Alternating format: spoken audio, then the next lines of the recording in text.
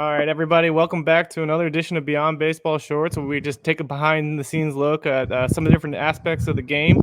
I'm lucky enough to be joined by another awesome guest, Josh Zamora, who played about 5 years at the University of Nevada, just recently signed as an undrafted free agent with the Miami Marlins. Josh, how are you doing today? Hey man, I'm doing great. Thank you for having me. I really appreciate it. Yeah, of course. Excited to have you on. I appreciate you taking some time. I just want to kind of touch onto your journey a little bit and how you got to where you're at, just for the listeners and the viewers, kind of walk us through your story and how you started getting into the game, how you made it to the University of Nevada, and then ultimately signing with the Miami Marlins. Yeah, so it kind of started when I was younger. Ever since I'd probably say the age of 4, my parents put a baseball in my hand, and that's kind of it. I fell in love with the game very young. So playing outside in the street, playing wiffle ball, your whole life is based kind of around this game of baseball. So growing up, you learn more and more that it's more of a lifestyle. Like Hmm. you are a baseball player, and so you're kind of different than everyone, and it's that journey and adventure is cool in itself. So went to El Toro High School, played there as varsity 4 letter or 4 year varsity letter. Coach Gonzalez, runs a really good team there, teaches the game well. And then Coach TJ Bruce at Nevada reached out and took a chance on me. And for that, I'm forever grateful. Played 5 years at Nevada, had ups, downs, ins, outs, all of it. The game of baseball, it Yeah. kind of throws you for a loop, no matter what you're doing. And then this past year, I signed with the Marlins, and it's been fun, man. It's been a fun journey. Yeah. I want to talk about that process a little bit, making that transition from college to your first professional season. What were some of the biggest differences that you noticed from the college game and joining? I know it's been just a short period of time that you've been in professional baseball. What's some of the things that really stuck out to you? Yeah, and you go into it a lot thinking it's going to be crazy different, and there's going to be these tons of superstars around you, and there is. You can Yeah. totally tell that there's just a talent aspect of it where it's a big difference. What you kind of see what guys need to get ready and what they do on a daily basis in order to keep their skills sharp. That's probably the most interesting part about it. But at the end of the day, it's the same game. Yeah. Baseball hasn't changed in a couple hundred years, and it just everyone plays it differently. Yeah. And I guess one of the other things too is kind of how did the process of being an undrafted free agent work? How did you ultimately end up choosing the Miami Marlins? What would take us kind of into that process and how that worked? Yeah, so I was really sitting around watching the draft this year, really banking on it. Was hearing some good things from different teams, different scouts, and then it didn't work out. And so that last day was hard. Yeah. I had to look myself in the mirror and kind of ask myself what I wanted to do and who I wanted to be. And not once did my mind, stray from I want to be a baseball player. I want to be a professional baseball player. Like I've worked my whole life for this. I'm not gonna let it slip through my fingers, just because it's not gonna Yeah. work out. And so the day after, the morning after, actually, I got a call from the Marlins. All that was cool, and then flew out the next day and began my journey in Florida. That's awesome. And I guess one thing when you were going through that process, who was kind of your biggest mentor during the college days, but also as you tried to make that transition to pro ball, was there a couple of people that were around you or in your life that really helped you kind of make that push towards signing with the Marlins? I wouldn't say, because I would say my parents. I would Yeah. say my mom and my dad are definitely my biggest supporters. They've showed me kind of the road on how to do everything ever since I was young. It's keep your head down, work hard, kind of let your play and all that do the talking. Like no one needs to Yeah. necessarily be told how good you are. Just let them see and observe how you go through the game and how you go through daily work and all that stuff. And with having them in my corner was definitely a big help.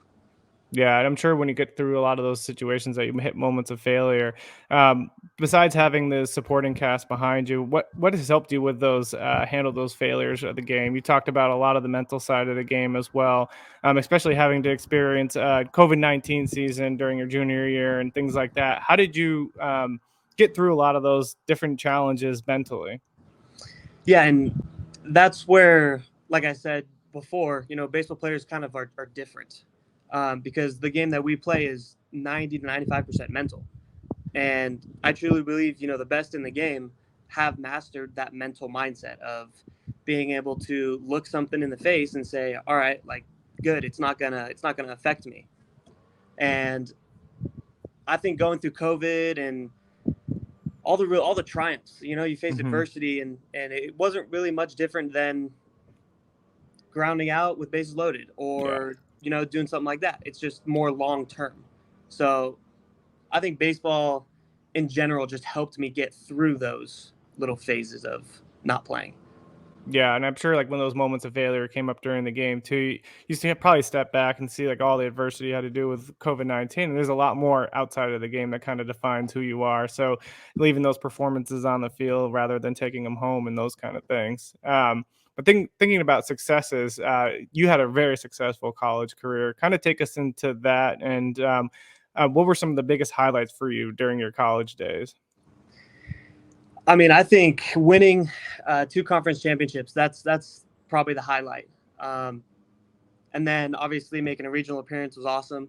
And I think just getting to know those guys, like after 5 years, you formed a bond where you go through so much stuff together, whether it be, really hard days, really easy days, winning, losing, your worst slump, your best Yeah. days at the plate.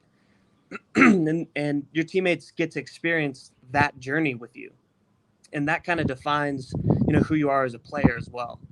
And so I think the two championships and the regional appearance are definitely my highlights, just because nothing beats winning. I'll tell you that one. Yeah. And you think about those things too. It's like it's all about kind of building relationships. Relationships are going to last long term. The game's going to be there for a while, but when you think about those experiences you got to have with teammates that you'll just be friends with forever, I'm sure that makes a huge difference in all of it.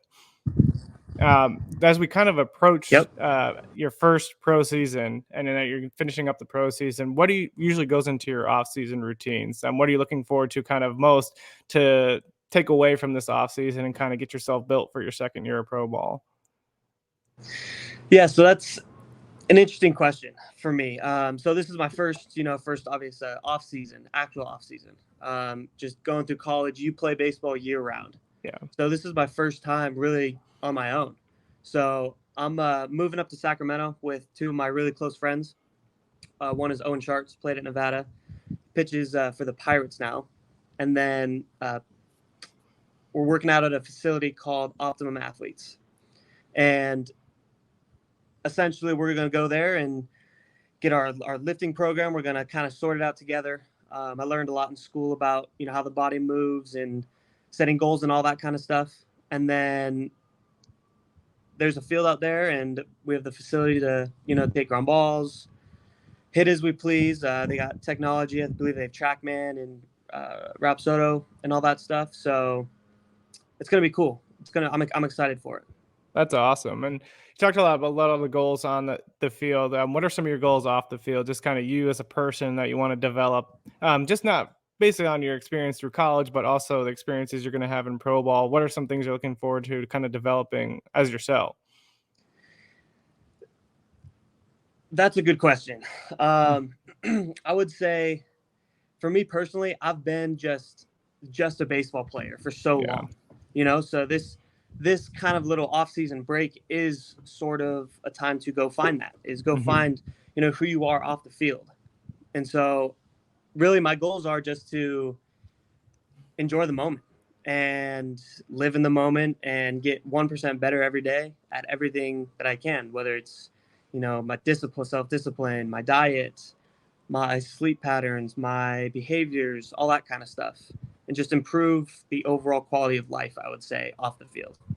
I think that's an awesome realization because not many players, as they kind of make that transition to pro ball, realize that there's a lot more to them outside of the game. And the fact that you're kind of realizing that already and kind Yeah, of getting yourself prepared this first off season for some of those things, I mean, that's going to be huge for your development just on the field too, as well. yeah. The last question I kind of ask everybody if is that you have one piece of advice for future athletes going through some of the same situations that you are, whether it's getting prepared for the draft or trying to decide on where to play for college. What's like one piece of advice you'd have for athletes who are just kind of trying to make it to that next level? My one piece of advice would be to stay the course. Yeah, We're all on this journey together, and we're all trying to make it. So, with that being said, there's no need to get super down on yourself yeah, when stuff doesn't go your way because you're gonna have another day. And as long as you are putting your best foot forward and working your tail off to do everything you can to reach that goal and to get to the next level, then you can hang your hat up at night and be okay with yourself. yeah. And I think that's an awesome thing to kind of end on. And Josh, I can't thank you enough for your time. Your journey's awesome to get where you've gotten, and just keep on grinding. We'll all be pulling for you. Amen, brother. Thank you very much.